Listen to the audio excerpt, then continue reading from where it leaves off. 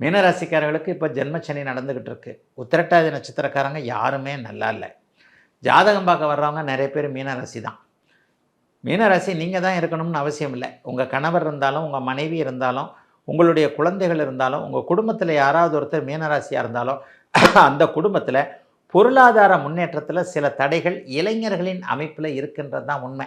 50 வயசுக்கு மேற்பட்ட மீனராசிக்காரர்களுக்கெல்லாம் அப்படிலாம் ஒன்றும் பெரிய கஷ்ட நஷ்டங்கள்லாம் இருக்காது. அதுவும் இந்த மார்ச், ஏப்ரல், மே மாதங்கள் தொழில் அமைப்புகளில், வியாபார அமைப்புகளில், விவசாய அமைப்புகளில் பரிபூர்ணமான நன்மைகள், லாபங்கள், முயற்சிகள் பலிக்கக்கூடிய சில அமைப்புகளை தான் கொடுக்கும். ஆனால் நீங்கள் சோஷியல் மீடியாவை நிறைய பேர் பார்க்குறது 20லேருந்து 40 வயசுக்குள்ளே இருக்கிறவங்க தான். இந்த 20, 30 வயதுகளில் இருக்கக்கூடிய மீனராசிக்காரர்கள் எல்லாருக்குமே உடுக்கை இழந்தவன் கை போல ஆங்கிய இடுக்கண் களைவுதான் நட்புன்னு சொல்லுவாங்களா. இந்த குரலை அப்படியே தலைகீழாக போட்டுக்கோங்க.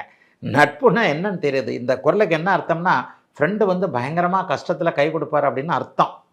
அப்படிலாம் இல்லைங்க. இந்த 3 மாதத்தில் யார் நண்பர் யார் எதிரின்றதை கொஞ்சம் இளைய பருவத்தினருக்கு கற்றுக் கொடுக்கக்கூடிய தன்மைகள் உண்டு. லவ்வுகெல்லாம் பண்ணாதீங்க. ஏற்கனவே ஒரு 2 வருஷத்துக்கு முன்னாடி லவ் பண்ணியிருந்தா வேணால் அது நீடிக்கும். ஜென்மச்சனியில் அறிமுகமாகி ஒரு லவ் ஆரம்பிக்குதுன்னு சொன்னால் அந்த லவ் பாதி வழியில் புட்டுக்குச்சுன்னு அர்த்தம். என்னடா இப்படி அபசகனமாக சொல்கிறாரு, இந்த ராசி பலனை போய் ஏன்டா பார்த்தோம் அப்படின்னு நினச்சிங்கன்னா 2 வருஷம் கழிச்சு அன்னைக்கே இருந்தாலும் சரியாக கரெக்டாக சொன்னாருன்னு திருப்பி என்ன நினைப்பீங்க.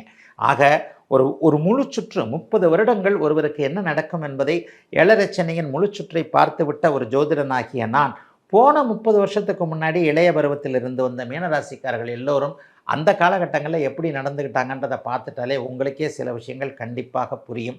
ஆக மீனராசிக்காரர்கள் பக்குவமாக இருக்க வேண்டிய அமைப்பு. இளைய பருவத்தினருக்கு மட்டும் 40-45 வயசில் இருக்கிறவங்களுக்கெல்லாம் இது பொருந்தவே பொருந்தாது.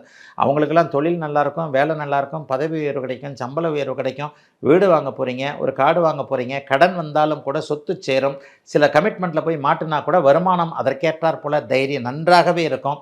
ஓரளவுக்கு இப்போ இருக்கிற வீட்டை விட இன்னொரு வீடு வாங்குகிறேன், பிள்ளைக்கு அப்படி சேர்த்து வைக்கிறேன், இப்படி சேர்த்து வைக்கிறேன், பிள்ளைய படிக்க வைக்கிறேன், இங்கே படிக்க வைக்கிறேன், இங்கே படிக்க வைக்கிறேன்னு வயதிற்கேற்ற நன்மைகள் 40-45 வயதுக்கு மேற்பட்டவர்களுக்கு கண்டிப்பாக உண்டு.